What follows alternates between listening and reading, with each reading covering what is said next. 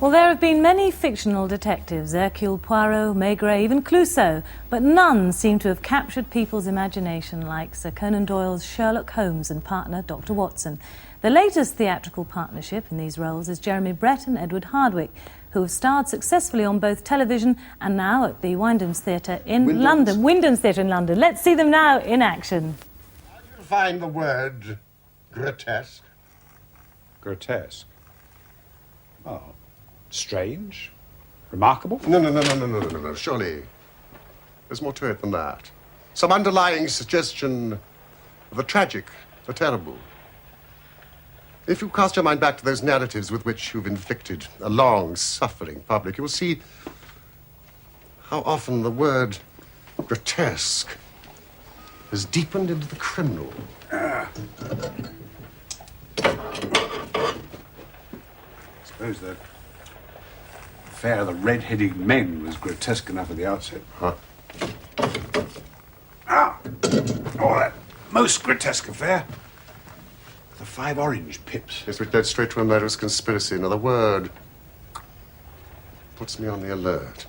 Oh, how did you do that? I've just had the most incredible and grotesque experience. Holmes and Watson, Jeremy Brett and Edward Hardwicke. Hello. They have enjoyed enormous success. All the stories have enjoyed enormous success. What do you put that down to? I think probably the miracle that Granada achieved was by doing the original stories. I think it was dreamt up by Michael Cox way back in 1973, our producer, really to put literature straight in regard to Dr. Watson. Because not the duffer anymore, but the good friend, the gentleman, the medic and the soldier, not the duffer. And I think by doing the stories, I'm finding that they actually stood up to the test of film. But it really is an extraordinary relationship between these two men, isn't it? They are very close. Yes, they're clubmen. I mean, I think one is a very private creature, isolated. They're both very lonely people at the beginning of the books. And they meet because they can't afford the rent. Do you think it's also this sort of Superman image that Sherlock Holmes has? I mean, he solves everything. I think he intrigues Watson with the speed of light of his deduction and logic. And I think that it becomes apparent, I think, especially during this play that we're doing now at Wyndham's Theatre. Wyndham's. It's all right. You were at school. At Wyndham, yes. Wyndham's Theatre, it's because I think we're exposing the friendship, we're releasing the friendship through a little bit more. Also, we're very lucky, Edward and I, because we played the parts for 2.5 years together. And I'm not bored of it at all yet, because I haven't learned how to play him. So I was going to say, I mean, 5 years you've done it on television and 3 years, Edward, for you. Yes. Is there anything different for you, Edward, about doing it now in the theatre? Well, I mean, the main difference is just a completely different medium. And you are concentrating for 2 hours on a play, whereas with the filming it's a day-long job and it goes on and on and on. It's just a very different feeling. I think it's an enormously enjoyable experience just doing something different. Did you realise the success until you went into the theatre? No, I must be truthful, I didn't.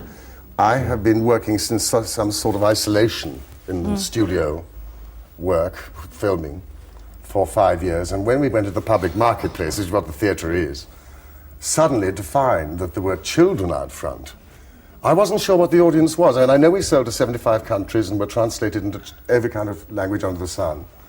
And I'm thrilled. I mean, I still can't believe that. But I am beginning to be aware of the fact that because of the children, that it appeals to a much wider range of people than I thought. 5-year-olds, 6-year-olds, 7-year-olds are sitting there glued to the play. And they come around afterwards, and I've always thought Holmes was a sort of damaged penguin or a kind of black beetle.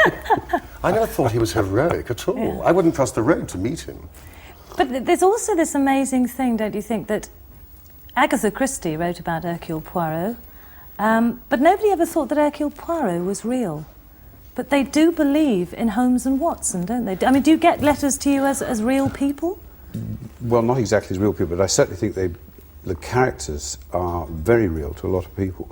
And I think it's partially because Conan Doyle, rather like, it's a different kettle of fish in a way, but Ian Fleming did with James Bond, his detail and the precise detail of actual places and things, which are mentioned in the stories, somehow give it a terrific sense of reality, and terrific sense of Victorian and Edwardian London. I remember when Sir Alistair Cooke said to me many years ago, about 1981, before we started, he said that the three most memorable people in the last 100 years are Churchill, Hitler, and Sherlock Holmes. Now, this was meant to encourage me. Because I was terrified. I thought, that's really done it now. I mean, I didn't want to play the part in the first place. I thought I would fail, because there have been so many people playing it before. But to think that one of those three people never existed at all is extraordinary. I mean, the fan mail we get is to Edward and Jeremy, but they get at Baker Street, 221B Baker Street, the National Abbey Bank, letters to Sherlock Holmes asking them to solve cases. And they write back and say, Mr. Holmes is retired and living in Kent beekeeping.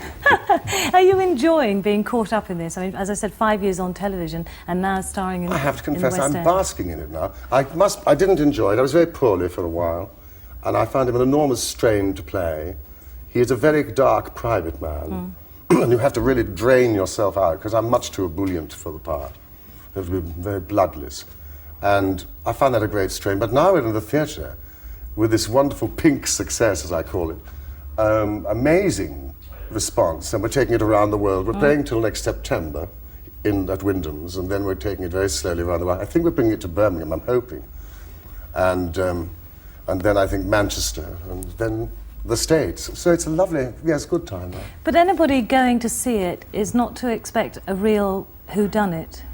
It's all the deduction, it's all the clues, but the case happens as the play ends.